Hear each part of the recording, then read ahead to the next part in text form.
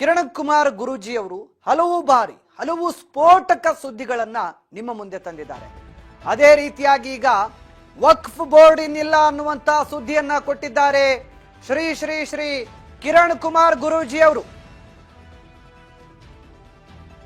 ಕಾಲಜ್ಞಾನಿ ಶ್ರೀ ಶ್ರೀ ಶ್ರೀ ಕಿರಣ್ ಕುಮಾರ್ ಗುರೂಜಿ ಅವರ ಮತ್ತೊಂದು ಸ್ಫೋಟಕ ಸುದ್ದಿ. ದೊಡ್ಡ ಪ್ರಮಾಣದಲ್ಲಿ ರಾಜಕೀಯ ಕುದುರೆ ವ್ಯಾಪಾರ ಶುರುವಾಗುತ್ತೆ ಅನ್ನುವಂತ ಮುನ್ಸೂಚನೆಯನ್ನ ಕೊಟ್ಟಿದ್ದಾರೆ. ದೇಶದಲ್ಲೇ ಹೊಸ ದೊಡ್ಡ ರಾಜಕೀಯ ಬದಲಾವಣೆಯಾಗತ್ತೆ ಅನ್ನುವಂತ ಸೂಚನೆಯನ್ನ ಕೊಟ್ಟಿದ್ದಾರೆ. ಇವರ ಪ್ರತಿಯೊಂದು ಭವಿಷ್ಯ ಕೂಡ ಸ್ಪಷ್ಟವಾಗಿ ನಿಖರವಾಗೇ ಇರುತ್ತೆ. ಕಿರಣ್ ಕುಮಾರ್ ಗುರೂಜಿ ಅವರ ಕಾಲಜ್ಞಾನ ಮತ್ತೊಮ್ಮೆ ಹೊರ ಬಂದಿದೆ. ಹಲವು ಕಾಲಜ್ಞಾನದ ಭವಿಷ್ಯಗಳನ್ನ ನುಡಿದಿರುವಂತಹ ಕಿರಣ್ ಕುಮಾರ್ ಗುರೂಜಿ ಅವರು ಹೇಳಿದಂತೆ ಆಗಿದೆ. ಈಗ ವಕ್ಫ್ ಬೋರ್ಡ್ ಇನ್ನಿಲ್ಲ ಅನ್ನುವಂತ ಮಾಹಿತಿಯನ್ನ ಹೇಳ್ತಾ ಇದ್ದಾರೆ. ನಿಮ್ಮೆಲ್ಲರನ್ನ ಕೂಡ ದಿಗ್ಭ್ರಮೆಗೊಳಿಸುತ್ತೆ ಕಿರಣ್ ಕುಮಾರ್ ಗುರೂಜಿ ಅವರ ಈ ಸ್ಫೋಟಕ ಭವಿಷ್ಯ. ದೊಡ್ಡ ಪ್ರಮಾಣದ ರಾಜಕೀಯ ಭವಿಷ್ಯ ಕಂಡು ಬರುತ್ತೆ, ರಾಜಕೀಯ ಕುದುರೆ ವ್ಯಾಪಾರ ಕಂಡು ಬರುತ್ತೆ ಅಂತ ಹೇಳ್ತಾ ಇದ್ದಾರೆ ಕಿರಣ್ ಕುಮಾರ್ ಗುರೂಜಿ ಅವರು. ವಕ್ಫ್ ಬೋರ್ಡ್ ಇನ್ನು ಮುಂದೆ ಇರೋದಿಲ್ಲ, ವಕ್ಫ್ ಬೋರ್ಡ್ ಭೂ ಸ್ವಾಧೀನ ಕಾಯ್ದೆ ರದ್ದಾಗುತ್ತಂತೆ. ಕಿರಣ್ ಕುಮಾರ್ ಗುರೂಜಿ ಅವರ ಸ್ಫೋಟಕ ಭವಿಷ್ಯದಲ್ಲಿ ಹೊರ ಬಂದಿದೆ ಮಾಹಿತಿ. ಎಸ್, ಖುದ್ದು ಕಿರಣ್ ಕುಮಾರ್ ಗುರೂಜಿ ಅವರೇ ನಮ್ಮ ಜೊತೆ ಫೋನ್ ಸಂಪರ್ಕದಲ್ಲಿದ್ದಾರೆ. ಕೇಳ್ತಾ ಹೋಗೋಣ ಕಿರಣ್ ಕುಮಾರ್ ಗುರೂಜಿ ಅವರ ಬಾಯಲ್ಲಿ ಇನ್ಯಾವ ರೀತಿಯ ಸ್ಫೋಟಕ ಭವಿಷ್ಯ ಹೊರಬೀಳುತ್ತೆ ಅಂತ. ಗುರೂಜಿ ನಮಸ್ಕಾರ.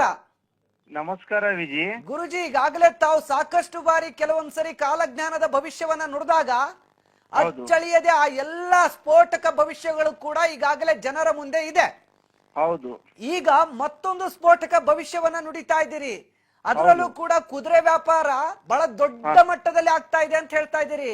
ಅದೇನಾದ್ರೂ ರಾಜ್ಯದಲ್ಲಿ ಆಗುತ್ತಾ ಅಥವಾ ರಾಷ್ಟ್ರ ರಾಜಕಾರಣದಲ್ಲಿ ಆಗುತ್ತಾ ಅಂತ ಗುರೂಜಿ? ಈಗ ಮೊದ್ಲು ಕರೆಂಟ್ ಇಶ್ಯೂ ಆಗಿರುವಂತದ್ದು ಯಾವ್ದಂದ್ರೆ ವಕ್ಫ್ ಬೋರ್ಡ್. ಇದು ಏನಾಗ್ಬಿಟ್ಟಿದೆ, ಕರೆಂಟ್ ಇಶ್ಯೂ ಸುಮ್ನೆ ಒಂದೇ ಅಲ್ಲ, ಒಂದು ಪ್ಲೇಸ್ಗೆಲ್ಲ ದೇಶ ವ್ಯಾಪಿ ಆಗ್ಬಿಟ್ಟಿದೆ. ಈಗ ನೋಡ್ಬೋದು, ಮೊನ್ನೆ ನಾವು ಶ್ರೀರಂಗಪಟ್ಟಣದಲ್ಲಿ ಈ ವಕ್ಫ್ ಬೋರ್ಡ್ ಸಲುವಾಗಿನೇ ಅವ್ರು ಸ್ಟ್ರೈಕ್ ಎಲ್ಲ ಮಾಡಿದ್ದಾರೆ ರೈತಾಪಿ ಜನಗಳು. ಸೊ ಈ ಒಂದು ಇಶ್ಯೂನ ನಾನು ಇಂಡೆಪ್ತ್ ಅನಲೈಸ್ ಮಾಡಿ ನೋಡಿದಾಗ ಈ ವಕ್ಫ್ ಬೋರ್ಡ್ ಭೂ ಸ್ವಾಧೀನ ಕಾಯ್ದೆ ಏನಿದೆಯಲ್ಲ, ಇದು ಎಲ್ಲಿವರೆಗೂ ಬರುತ್ತೆ, ಇದ್ರದ್ದು ಏನಾಗುತ್ತೆ ಎಂಡ್ ರಿಸಲ್ಟ್ ಅಂತ ನೋಡಿದಾಗ ಅದು 100% 100ಕ್ಕೆ 100ರಷ್ಟು ಪರಮಾತ್ಮನಾಣೆಗೂ ಸತ್ಯವಾಗಿ ವಕ್ಫ್ ಬೋರ್ಡ್ ಭೂ ಸ್ವಾಧೀನ ಕಾಯ್ದೆ ರದ್ದು ಆಗ್ಲೇಬೇಕು, ರದ್ದು ಆಗೇ ಆಗುತ್ತೆ. ಸೊ ಯಾವುದೇ ತರನಾದಂತಹ ರೈತಾಪಿ ಜನಗಳಾಗಲಿ ಸ್ವಾಮೀಜಿಗಳಾಗಲಿ ಇನ್ನ ಚಿಂತೆ ಮಾಡೋ ಅವಶ್ಯಕತೆನೇ ಇರೋದಿಲ್ಲ. ಸೆಂಟ್ರಲ್ ಅಲ್ಲೆಲ್ಲ ಗುರುಜಿ ನೀವು ರದ್ದಾಗುತ್ತೆ ಅಂತ ಹೇಳ್ತಾ ಇದ್ದೀರಿ. ಗುರುಜಿ, ಕೇಂದ್ರ ಸರ್ಕಾರ ತಿದ್ದುಪಡಿ ತರ್ತೀವಿ ಅಂದಿದ್ರು. ಅದು ತಿದ್ದುಪಡಿ ಯಾವಾಗ್ಲೂ ಹೇಳ್ತಾನೆ ಇದಾರೆ, ಬಟ್ ಆಗಿಲ್ಲ. ಬಟ್ ಈ ಟೈಮ್ ಅಲ್ಲಿ ಗ್ಯಾರಂಟಿ ನಡೆದೋಗ್ಬಿಡುತ್ತೆ. ಇವಾಗ ಅದು ತಿದ್ದುಪಡಿ ಆಗುತ್ತಾ ರದ್ದಾಗುತ್ತಾ ಅಂತ ಗುರುಜಿ? ರದ್ದಾಗ್ಬಿಡುತ್ತೆ, ತಿದ್ದುಪಡಿನಲ್ಲ ರದ್ದೇ ಆಗ್ಬಿಡುತ್ತೆ. ಭೂ ಸ್ವಾಧೀನ ಕಾಯ್ದೆ ಇರೋದೇ ಇಲ್ಲ ಇವಾಗ. ಅದು ವೆರಿ ಶಾಕಿಂಗ್ ನ್ಯೂಸ್. ವಕ್ಫ್ ಬೋರ್ಡ್ದು ಅದು ಒಂದೇ ಅಂತಲ್ಲ, ಈ ವಕ್ಫ್ ಬೋರ್ಡ್ ನಾನು ಎಂಡ್ ಆಫ್ ದ ಇಯರ್ ಏನ್ ಆಗ್ಬಹುದು ಇದ್ರದ್ದು ಫುಲ್ ಒಂದು ಸ್ಕ್ಯಾನ್ ಮಾಡಿ ನೋಡಿದಾಗ ಇದಕ್ಕೆ ಮೇಜರ್ ಸರ್ಜರಿ ಆಗ್ಬಿಡುತ್ತೆ. ವಕ್ಫ್ ಬೋರ್ಡ್ ಪಾಲಿಸಿಗಳಿಗೆ ತುಂಬಾ ಸರ್ಜರಿ ಮಾಡ್ಬಿಡ್ತಾರೆ. ಅದು ಒಂದೇ ಅಂತಲ್ಲ, ಮತ್ತು ಭೂ ಸ್ವಾಧೀನ ಕಾಯ್ದೆ ಅದು ಕಾಯ್ದೆನೆ ಹೋಗ್ಬಿಡುತ್ತೆ ಇವಾಗ. ಅದು ಇರೋದೇ ಇಲ್ಲ, ತಿದ್ದುಪಡಿ ಎಲ್ಲ ರದ್ದೇ ಆಗ್ಬಿಡುತ್ತೆ ಅದು. ಓ ಮೈ ಗಾಡ್. ಅದು ಮತ್ತೆ ಅದಲ್ಲದೇನೆ ಹೆಚ್ಚು ಕಡಿಮೆ ವಕ್ಫ್ ಬೋರ್ಡ್ ದಲ್ಲಿ ತುಂಬಾ ಮೇಜರ್ ಸರ್ಜರಿ ಕೂಡ ನನಗೆ ಎಂಡ್ ಆಫ್ ದ ಇಯರ್ ಒಳಗೆ ಕಾಣಿಸ್ತಾ ಇದೆ. ಇದು ಬರಲಿರೋ ದಿನಗಳಲ್ಲಿ ಗ್ಯಾರಂಟಿ ಯಾರ ತರ ಭೂ ಸ್ವಾಧೀನಕ್ಕೆ ಇವ್ ಏನ್ ಕಾಯ್ದೆ ಇದೆಯಲ್ಲ ಎಲ್ಲ ರದ್ದಾಗ್ಬಿಡುತ್ತೆ. ಯಾರೇ ಒಂದು ರೈತಾಪಿ ಜನಗಳಾಗ್ಲಿ ಮತ್ತೆ ಇನ್ನೇ ಯಾರ ಜನಗಳಾದ್ರೂ ಕೂಡ ಚಿಂತೆ ಮಾಡುವಂತ ಅವಶ್ಯಕತೆ ಖಂಡಿತವಾಗಿ ಇರಲ್ಲ. ಇದು ತುಂಬಾನೇ ಇನ್ಡೆಪ್ತ್ ಆಗಿ ಅನಲೈಸ್ ಮಾಡಿ ನಾನು ತೆಗೆದಿರುವಂತದ್ದು. ಗುರುಜಿ, ಅಲ್ಲ ನಿಜವಾಗ್ಲೂ ಈ ವಕ್ಫ್ ಬೋರ್ಡ್ ವಿಚಾರದಲ್ಲಿ ಸಾಕಷ್ಟು ಜನ ರೈತರು ಪರದಾಡಿ ಹೋಗಿದ್ರು ಗುರುಜಿ. ಅದು ಒಂದೇ ಅಂತಲ್ಲ, ಇದನ್ನೇ ಇಟ್ಕೊಂಡು ಎಷ್ಟೋ ಜನ ಪೊಲಿಟಿಕಲ್ ಇಶ್ಯೂ ಕೂಡ ಮಾಡ್ಕೊಂಡ್ಬಿಟ್ಟು ಫೈಟ್ ಮಾಡ್ಕೊಳ್ತಾ ಇದ್ದಾರೆ. ಅವೆಲ್ಲ ಡೊಂಬ್ರಾಟ ನಿಂತು ಬಿಡುತ್ತೆ ಇವಾಗ. ಹೌದೌದು ಗುರುಜಿ. ಇನ್ನೊಂದು ಸ್ಫೋಟಕ ಸುದ್ದಿಯನ್ನು ನೋಡೋದಿದ್ದೀರಿ ತಾವು, ರಾಜಕೀಯವಾಗಿ ಕುದುರೆ ವ್ಯಾಪಾರ ಬಹಳ ದೊಡ್ಡ ಮಟ್ಟದಲ್ಲಿ ಆಗುತ್ತೆ ಅಂತ, ದೇಶದಲ್ಲೇ ಹೊಸ ರಾಜಕೀಯ ಸೃಷ್ಟಿಯಾಗುವ ಬದಲಾವಣೆಯನ್ನ ತರುತ್ತೆ ಅಂತ. ಅಂದ್ರೆ ರಾಷ್ಟ್ರ ರಾಜಕಾರಣದಲ್ಲಿ ಆಗುತ್ತಾ ಅಂತ ಗುರುಜಿ? ಇದು ನಾನು ಇವಾಗ ದೇಶಕ್ಕೆಂತಾನೆ ಹೇಳ್ತೀನಿ, ಯಾಕೆ ಸ್ಪೆಸಿಫಿಕ್ ಆಗಿ ಯಾವ್ದಕ್ಕೂ ಹೇಳೋದ್ ಬೇಡ. ಇದೇನಾಗ್ತಾ ಇದೆ, ಮುಂದೆ ಮಾರ್ಚ್ ಅಲ್ಲಿ ಕೆಲವೊಂದು ಗ್ರಹಗಳು ಟ್ರಾನ್ಸಿಟ್ ಆಗ್ತಾ ಇದೆ ಮತ್ತು ಯುತಿಗೆ ಆಗ್ತಾ ಇದೆ. ಸೊ ಅದರ ಪರಿಣಾಮವಾಗಿ ಏನಾಗುತ್ತೆ ಅಂದ್ರೆ ಈ ಫೆಬ್ರವರಿ ತಿಂಗಳ 2ನೇ ವಾರದಿಂದನೇ, ಆಲ್ಮೋಸ್ಟ್ ಫೆಬ್ರವರಿ ತಿಂಗಳ 2ನೇ ವಾರದಿಂದ ಇದ್ರ ಪ್ರಭಾವ ಸ್ಲೋಲಿ ಆಗಿ ಬಿಟ್ಕೊಳಕ್ ಶುರು ಮಾಡ್ಬಿಡುತ್ತೆ. ಇದು ಹೆಂಗಾಗತ್ತೆ ಅಂದ್ರೆ ಈ ಒಂದು ಕುದುರೆ ವ್ಯಾಪಾರ ಒಬ್ರಿಬ್ರದಲ್ಲ, ಒಂದು ಹಿಂಡ್ ಸಮೇತ ಬ್ಯಾಚೇನೆ ಮೂವ್ ಆಗ್ಬಿಡುತ್ತೆ. ಹೆಂಗಂದ್ರೆ ನಾವು ಲಾಸ್ಟ್ ಟೈಮ್ ನಾವು ಇದ್ರಲ್ಲಿ ನೋಡ್ಬೋದು, ಮಹಾರಾಷ್ಟ್ರಲ್ಲಿ ನೋಡಿದ್ವಿ, ಒಂದ್ 45 ಜನ ಒಂದ್ ಬ್ಯಾಚ್ ಮೂವ್ ಆಯ್ತು. ಅದು ಇಡೀ ದೇಶವ್ಯಾಪಿ ಸುದ್ದಿ ಆಯ್ತು. ಇದೇ ತರನ ಇಶ್ಯೂಗಳು ಈಗ ಮುಂಬರೋ ದಿನಗಳಲ್ಲಿ ನಾವು ಹೇರಳವಾಗಿ ಕಾಣ್ತೀವಿ. ಇದು ಒಂದೇ ರಾಜ್ಯ, ಆ ರಾಜ್ಯ ಈ ರಾಜ್ಯ ಅನ್ನೋ ಬದಲು ನಾವು ದೇಶವ್ಯಾಪಿಯಲ್ಲಿ ಕಂಡ್ಬಿಡ್ತೀವಿ ಇದನ್ನ. ಆ ರಾಜ್ಯದವ್ರು ಹಿಂಗಾಯ್ತು, ಈ ರಾಜ್ಯ ಹಿಂಗಾಯ್ತು ಅಂತ ಹೇರಳವಾಗಿ. ಲಾಸ್ಟ್ ಟೈಮ್ ಹೇಳಿದ್ದೇನೆಂದ್ರೆ, ಈ ಒಂದು ಪ್ಲೇನ್ ಆಕ್ಸಿಡೆಂಟ್, ಅಗ್ನಿ ದುರಂತಗಳು, ಅಗ್ನಿ ವ್ಯಾಪಿಗಳು ಹೇರಳವಾಗಿ ಕಾಣ್ತಾ ಹೋಗ್ತೀವಿ ಫರ್ದರ್ ಒಂದು 4 months ಅಂತ ಹೇಳಿದೆ. ಸೊ ಅದೇ ತರನಾಗ ಆಯ್ತು. ಇವಾಗ ಏನಾಗುತ್ತೆ, ಆ ಕುಜನ ಒಂದು ಒಳ್ಳೆ ಫಲ ಶುರು ಆದಾಗ ಮುಂದೆ ಯುತಿಗಳು ಆಗ್ತವೆ ಮಾರ್ಚ್ ಅಲ್ಲಿ. ಸೊ ಅದರ ಪ್ರಭಾವ ಏನಾಗುತ್ತೆ ಅಂದ್ರೆ ಫೆಬ್ರವರಿ 2ನೇ ವಾರದಿಂದನೇ ಶುರು ಆಗ್ಬಿಡುತ್ತೆ ರಾಜಕೀಯ ದೊಂಬರಾಟಗಳು. ಸೊ ಹಂಗಾಗಿ ಒಂದು ಮಾಸ್ ಟ್ರಾನ್ಸಿಷನ್ ಅಂತ ಹೇಳ್ಬೋದು ಪೊಲಿಟಿಕಲ್ಲಿ. ಅದು ದೇಶಕ್ಕೆ ಅನುಭವಿಸುವಂತದ್ದು. ಗುರುಜಿ, ಇವತ್ತು ಹಾಗಾದ್ರೆ ತಮ್ಮ ಪ್ರಕಾರ ದೇಶ ಮಟ್ಟದಲ್ಲಿ ಹೊಸ ರಾಜಕೀಯ ಪರ್ವಂತರ ಶುರುವಾಗುತ್ತೆ. ಈ ಕುದುರೆ ವ್ಯಾಪಾರದ ಮೂಲಕವೇ ಒಂದು ಹೊಸ ಬದಲಾವಣೆ ಸೃಷ್ಟಿ ಆಗುತ್ತೆ ಅಂತ ಹೇಳೋ ಮೂಲಕ ಒಂದು ಹೊಸ ಶಾಕಿಂಗ್ ಸುದ್ದಿ ಕೊಟ್ಟಿದ್ದೀರಿ ಗುರುಜಿ. ಕೇಂದ್ರ ಸರ್ಕಾರಕ್ಕಿದ ಆಘಾತ ತರುತ್ತಾ ಅಥವಾ ರಾಜ್ಯ ಸರ್ಕಾರಗಳಿಗಿದ ಆಘಾತ ತರುತ್ತಾ ಅಂತ ಈ ಬೆಳವಣಿಗೆ? ಇದು ಕೇಂದ್ರಕ್ಕೆ ಅನ್ನೋ ಬದಲು ರಾಜ್ಯ ಸರ್ಕಾರಗಳು, ರಾಜ್ಯ ಸರ್ಕಾರ ಅಲ್ಲ ರಾಜ್ಯ ಸರ್ಕಾರಗಳು ಅಂತಾನೆ ಹೇಳ್ಬೋದು. ಕರ್ನಾಟಕದ ರಾಜಕೀಯದ ಬಗ್ಗೆ ತಾವೇನಾದ್ರೂ ಹೇಳ್ಬೋದಾ ಗುರುಜಿ? ದಯವಿಟ್ಟು ಆ ಟಾಪಿಕ್ ಎತ್ತದ್ ಬೇಡ. ಒಟ್ನಲ್ಲಿ ರಾಜ್ಯ ಸರ್ಕಾರಗಳು ಅಂತಾನೆ ಹೇಳ್ತೀನಿ, ಭಾರತಾದ್ಯಂತ ಇರುವಂತದ್ದು. ಒಟ್ನಲ್ಲಿ ಇದು ಎಫೆಕ್ಟ್ ಅದು ತುಂಬಾ ಕಾಣ್ತೇವೆ ಬರ್ಲಿರ ದಿನಗಳಲ್ಲಿ. ಓಕೆ ಓಕೆ ಗುರುಜಿ, ಓಕೆ ಗುರುಜಿ. ಇನ್ನು ತಾವು ವಕ್ಫ್ ಕಾಯ್ದೆ ಬಗ್ಗೆ ಕೂಡ ಬಹಳ ಮಹತ್ವದ ಸುದ್ದಿಯೊಂದನ್ನ ಈಗ ಹೇಳಿದಿರಿ. ಈ ವರ್ಷದ ಅಂತ್ಯದೊಳಗೆ ಆಗುತ್ತೆ ಅಂತ ಹೇಳ್ತಾ ಇದ್ದೀರಿ ಗುರುಜಿ. ಹೌದು ಹೌದು. ಅದರಿಂದ ಸಾಕಷ್ಟು ಜನ ಆಸ್ತಿ ಕಳ್ಕೊಂಡಿದ್ದಾರೆ. ಹೌದು. ಬಹುಶಃ ಇದಾದ್ರೆ ಬಹುಶಃ ಜನ ತುಂಬಾ ಖುಷಿ ಪಡ್ತಾರೆ. ಸಾಕಷ್ಟು ತಾವು ಭವಿಷ್ಯಗಳನ್ನ ನಮ್ಮ ರಾಜ್ ನ್ಯೂಸ್ ನಲ್ಲಿ ನೋಡಿದಾಗ ಎಲ್ಲಾ ಭವಿಷ್ಯಗಳು ಕೂಡ 100% ಅಕ್ಯೂರ್ ಆಗಿದ್ದಾವೆ. ಹೌದು. ಇದಕ್ ನೀವು ಎಷ್ಟು ಅಶ್ಯೂರ್ ಕೊಡ್ಬೋದು ಗುರುಜಿ? ಇದು ಹಂಗೇನೆ ವಿಜಯ್, ಇದು ಕೂಡ 100 ಅಂತಾನೆ ಹೇಳ್ಬೋದು. ಯಾಕಂದ್ರೆ ಇದು ಇವಾಗ ಹೇಳಿದಿನಲ್ಲ, ಬರುವಂತ ಒಂದ್ 2-3 ತಿಂಗಳಲ್ಲಿ ಇದ್ರ ಡೆವಲಪ್ಮೆಂಟ್ ಕಾಣಿಸ್ತಾ ಬಂದ್ಬಿಡುತ್ತೆ. ಆ ಕಾಯ್ದೆನೆ ವಾಶೌಟ್ ಆಗಿ ಹೋಗ್ಬಿಡುತ್ತೆ ಇವಾಗ.